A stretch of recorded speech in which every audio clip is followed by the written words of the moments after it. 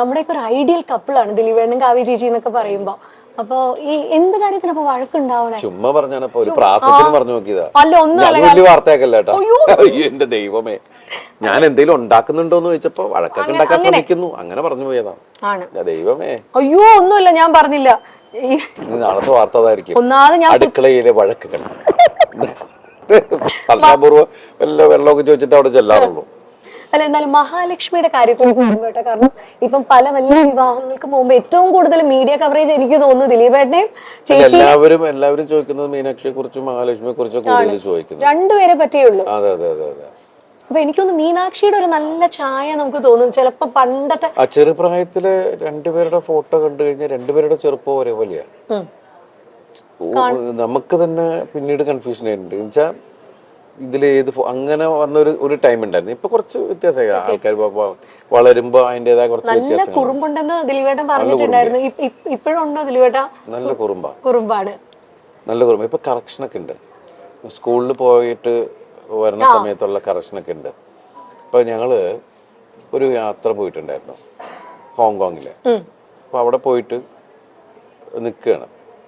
അപ്പൊ ഞാൻ എന്തോ ആവശ്യത്തിന് വേണ്ടിയിട്ട് ലഗേജ് ഒക്കെ ആയിട്ട് റാപ്പ് ചെയ്യാൻ വേണ്ടിയിട്ട് ഞാൻ അവിടെ പോയി എയർപോർട്ടിൽ.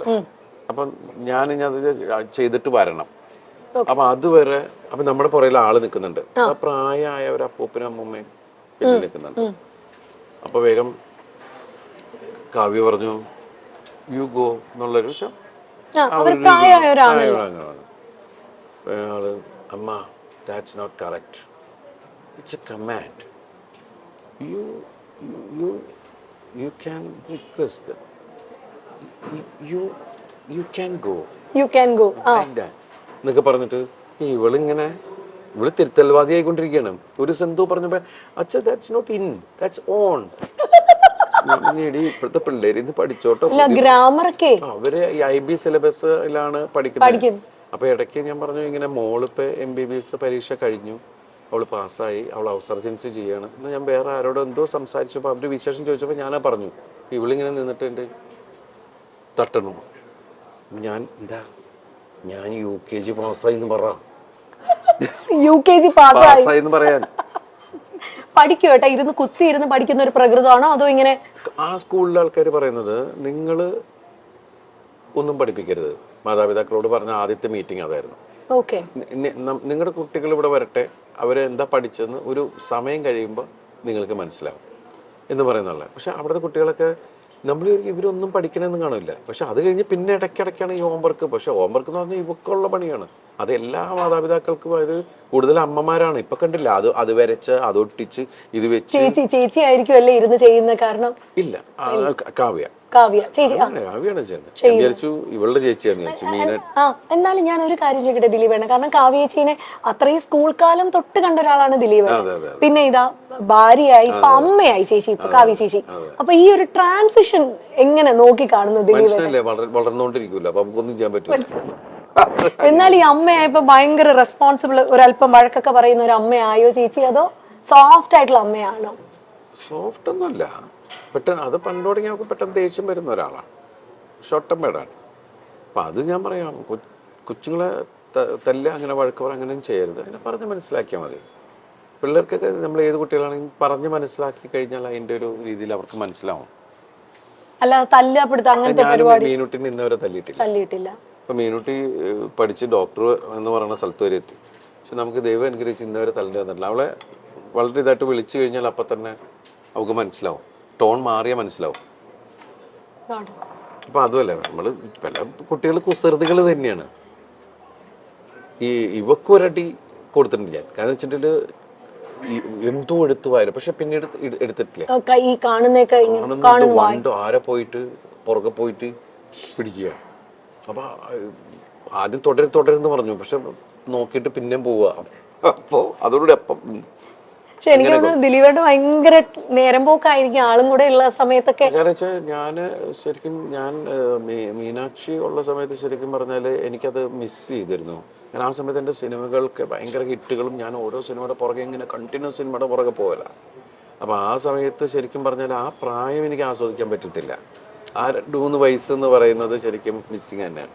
അതെനിക്ക് ഇവിടെ കിട്ടി. കാരണം ആ സമയത്ത് ശരിക്കും കോവിഡ് കോവിഡായി വീട്ടിലായി എല്ലാം ആയിരുന്നപ്പോ എനിക്ക് അതിൽ വേറൊരു സങ്കടം എന്ന് വെച്ചിട്ടുണ്ടെങ്കിൽ ഞാൻ 1.5 വർഷം പുറത്തേക്ക് പോകുന്നില്ല നമ്മളാരും. പിന്നെ ഞാൻ പോയത് നാദൃശ്വരം മോളുടെ ഐഷുവിന്റെ കല്യാണത്തിനാണ് പോയത്. പക്ഷെ ദൈവം അനുകരിച്ച് അപ്പൊന്നും എനിക്ക് വീട്ടിൽ ആർക്കും കോവിഡ് കിട്ടിയില്ല. അത്രയും ക്രൗഡിന്റെ ഇടയിലാണ് നമ്മൾ പോയിരുന്നത്. എത്ര ദിവസം ഉണ്ടായിരുന്നു ആ കല്യാണം. അപ്പൊ എല്ലാവരും ഭയങ്കര ആവേശത്തിൽ അതിന്റെ ഇതിൽ നിൽക്കണം. നമ്മുടെ വീട്ടിലൊരു കല്യാണം നടക്കുന്ന പോലെയാണല്ല. അത് കഴിഞ്ഞ് പിന്നെ വേറൊരു സ്ഥലത്ത് പോയപ്പോൾ എവിടെയോ ഒരു എന്തിനോ ഫംഗ്ഷന് പോയപ്പോഴാണ് എനിക്ക് കിട്ടിയോ എന്നൊരു സംശയം. ഞാനാണെങ്കിൽ അങ്ങനെ എല്ലാവരെ കുറിച്ച്, കാരണം ഞങ്ങൾ 10-13 പേര് ഒരു വീട്ടിലാണ്. അപ്പൊ ഒരു സാധനം വന്നു കഴിഞ്ഞാൽ അതിനെ പിടിച്ച് മഞ്ഞളൊക്കെ മുക്കി മറ്റു എന്നൊക്കെ പറഞ്ഞ് ഒരുപാട് കാര്യങ്ങളൊക്കെ ചെയ്തിട്ടാണ് അടുക്കളയിലേക്കൊക്കെ പോണത്. അത് അങ്ങനെയൊക്കെ ഒരാളെ തൊട്ടപ്പം തന്നെ ഇത് അടിക്കുക. കൊച്ചൊക്കെ ശീലമായി, ജനിച്ചപ്പം തുടങ്ങി ഈ സാധനമൊക്കെ കിട്ടിയിട്ട് അതൊക്കെ ഇങ്ങനെയൊക്കെ ഇത് കാണിക്കുന്നതാണ്. ഇങ്ങനെയായി. അതിനിടയ്ക്ക് ഞാൻ കൊണ്ടുവന്നു ഇത് വീട്ടിൽ. കോവിഡ് ഞാൻ കൊണ്ടുവന്നു. അത് ഞാനാണ്. എന്നിട്ട് എല്ലാവരും ചിരി തുടങ്ങി. ഭയങ്കര സൂക്ഷ്മമായിട്ട് നോക്കിയിട്ട് ഞാൻ കൊണ്ടുവന്നു എന്ന് പറയുന്നത്. എനിക്കാണെങ്കിൽ മറ്റത് പറഞ്ഞാൽ ഐഡിയ എൻ്റെ പോയി എന്ന് പറഞ്ഞുകൊണ്ട് നമ്മള് അലൻസിയറായിട്ടല്ലേ പറഞ്ഞു എന്ന് പറഞ്ഞ പോലെ നമ്മളിങ്ങനെ ഒന്നും മിണ്ടാൻ പറ്റാണ്ട് എല്ലാവരും ചിരിക്കുമ്പോ എന്താടാ ഉള്ള സംഭവം. അങ്ങനെ ഞങ്ങൾ 3 പേര് മാത്രമേ. അപ്പൊ ഈ ചെറുതും പെട്ടു, ചെറുതിനും പിടിച്ചു. അപ്പൊ പാവം 21 ദിവസം ഞങ്ങളുടെ മുറിക്കകത്താ, ഒരു മുറിക്കകത്ത്. അപ്പൊ 21 ദിവസം ഇരുന്നിട്ടാണ് പോയത്. അന്നൊക്കെ 21 ദിവസം ക്വാറന്റൈൻ ആയിരുന്നു അല്ലേ ഏട്ടാ? ശരിക്കും നമ്മളെന്താ വെച്ചാൽ അമ്മയുണ്ട്, താഴെ അമ്മയുണ്ട്. അപ്പൊ അതുകൊണ്ട് അമ്മയ്ക്കൊരു കുഴപ്പം. അമ്മയ്ക്ക് പ്രായമുള്ളതല്ലേ, എന്തെങ്കിലും പറ്റിക്കഴിഞ്ഞാലൊന്നുള്ള ഇതിനകത്ത് നമ്മൾ അവിടെ തന്നെ ഇങ്ങനെ ഇരുന്ന് ഇതാക്കിയിരുന്നു. അപ്പൊ ആ സമയത്തൊക്കെ നമ്മൾ ഇവരിങ്ങനെ വാച്ച് ചെയ്തുകൊണ്ടിരിക്കലും ഒക്കെ ഉണ്ടല്ലോ. അപ്പൊ ഏതാണ്ട് 2 ആ സമയത്താണ്. അതുകൊണ്ട് വെച്ചാൽ എല്ലാവരും വീട്ടിലുള്ളതുകൊണ്ട് പെട്ടെന്ന് മലയാളം സംസാരിക്കാൻ.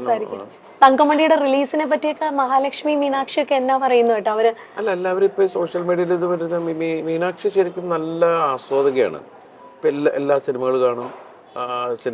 ലിമിറ്റഡ് ആയിട്ട് മീനാക്ഷി സംസാരിക്കാറുള്ളൂ. അധികം സോഷ്യൽ മീഡിയയിൽ അങ്ങനെ വളരെ സൈലന്റ് ആണ്. എല്ലാ സ്ഥലത്തും കൂടുതൽ ലിസണറാണ്. എന്റെ പോലെയുള്ള ആള് തന്നെയാണ്. അങ്ങനെ എനിക്ക് തോന്നുന്നത് സ്വഭാവം കാവ്യയുടെ ഇവക്കുള്ളത്. അവള് ചെന്ന എവിടെയും ഭയങ്കര വർത്താനവും ആ ഏരിയ മൊത്തം അവളുടെ ഏരിയയിലാക്കി കളയും. എല്ലാ തമാശയൊക്കെ പറഞ്ഞ എല്ലാവരും അവളായിട്ട് ഒരു കംഫർട്ട് സോൺ ഉണ്ടാക്കി കളയും. അത് തന്നെയാണ് ഇവളുടെ സംഭവം. നമ്മൾ രണ്ടുപേരും വളരെ സൈലന്റ് ആൾക്കാരാണ് ശരിക്കും പറഞ്ഞു. അല്ല, എന്തായാലും അതുകൊണ്ട് ഭയങ്കരമായിട്ട് ബാലൻസ് ആയി. ഇപ്പൊ ദിലീപേട്ടന് വേണ്ടി വെജ് ആണ് കേട്ടോ കൊണ്ടുവന്നേക്കുന്നേ. കഴിക്കട്ടെ, അതിന്റെ ഇടയിൽ ഞാൻ ആണ്. അല്ല, ദേയ്പുട്ടില് ഫുഡിന്റെ കാര്യം പറയണം. ഇവിടെ ഒരു ഭയങ്കര വൈഡ് റേഞ്ച് ഓഫ് മെനു ആണ് ഇവിടെ ദേയ്പുട്ടിലുള്ളത്. കാരണം ഞാനും കെട്ടിയനും കൂടെ വന്നാൽ ദിലീപേട്ട പുള്ളി എപ്പോഴും കഴിക്കുന്ന ഇലയിലൂണാണ്. ഇവിടുത്തെ ഇലയിലൂണ്. ദിലീപേട്ട ഏറ്റവും ഫേവറേറ്റ് ഫുഡ് ഏതാ?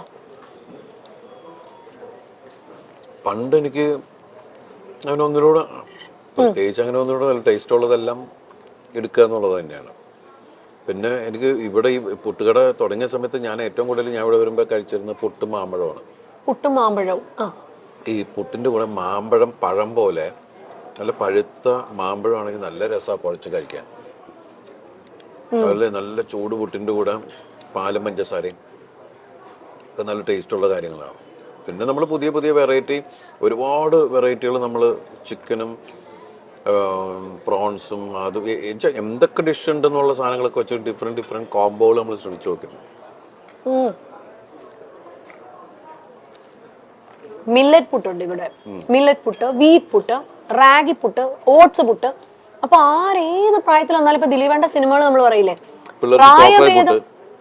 അതാണ്, പ്രായഭേദമന്യേ നമുക്ക് തിയേറ്ററിൽ പോയിരുന്ന് ക്ലീൻ നീറ്റ് ഫാമിലി എന്റർടൈനർ ആയിരിക്കും ദിലീപേട്ടന്റെ പടങ്ങൾ എന്ന് പറഞ്ഞ പോലെയാണ് ദേയ്പുട്ടിന്റെ കാര്യവും. മലയാളികൾക്ക് ഏറെ ഇഷ്ടമുള്ള മലയാള സിനിമയുടെ എവർഗ്രീൻ കോംബോയാണ് കാവ്യയും ദിലീപും. ദിലീപ് കാവ്യ ജോഡികളുടെ സിനിമകൾ എല്ലാം ഹിറ്റായി മാറിയിട്ടുണ്ട്. ഒരു സമയത്തിന് ശേഷം ഇവർ ജീവിതത്തിലും ഒന്നായപ്പോൾ ആരാധകർക്കും അത് സന്തോഷം തന്നെയായിരുന്നു. ഇരുവർക്കും ഇപ്പോൾ ഒരു മകൾ കൂടിയുണ്ട്, മഹാലക്ഷ്മി എന്ന മാമാട്ടിക്കുട്ടി. കാവ്യ ഇപ്പോൾ അമ്മ റോളിൽ തിളങ്ങുകയാണ്. മാത്രമല്ല തന്റെ ബൊട്ടീക്കായ ലക്ഷ്യയുടെ ബ്രാൻഡ് അംബാസിഡറായി പല വസ്ത്രങ്ങളിൽ മോഡലായും ഇപ്പോൾ കാവ്യ മുന്നോട്ട് വരുന്നുണ്ട്. കാവ്യ എന്നാൽ ഇത്തിരി മുൻചുണ്ടിയുള്ള ആളാണെന്നാണ് ദിലീപ് പറയുന്നത്. കാവ്യയ്ക്ക് പണ്ടേ കാവ്യ സ്കൂൾ കാലം തൊട്ടേ അറിയുന്ന ആളാണ് ദിലീപ്. കുട്ടിക്കാലം മുതൽ കാണുന്ന ആളായതുകൊണ്ട് തന്നെ കാവ്യയ്ക്ക് പെട്ടെന്ന് ദേഷ്യം വരും എന്ന കാര്യം ദിലീപിന് അറിയാം. അതുമാത്രമല്ല, കാവ്യയോട് കുട്ടികളെ തല്ലി വളർത്തരുത്, പറഞ്ഞ് മനസ്സിലാക്കി വേണം വളർത്താൻ എന്ന് പറയാറുണ്ട്. മീനാക്ഷി ഇന്നുവരെയും താൻ തല്ലിയിട്ടില്ല എന്നുകൂടി പറയുകയാണ് ദിലീപ്. മീനാക്ഷിയെ പോലെയല്ല മാമാട്ടി, അല്പം കുസൃതിക്കാരിയാണ്. ചെറിയ വായിൽ വലിയ വർത്തമാനമാണ് മാമാട്ടിക്ക്. രണ്ട് മക്കളെയും ഒരുപോലെയാണ് കാണുന്നതെന്നും ദിലീപ് പറയുന്നു.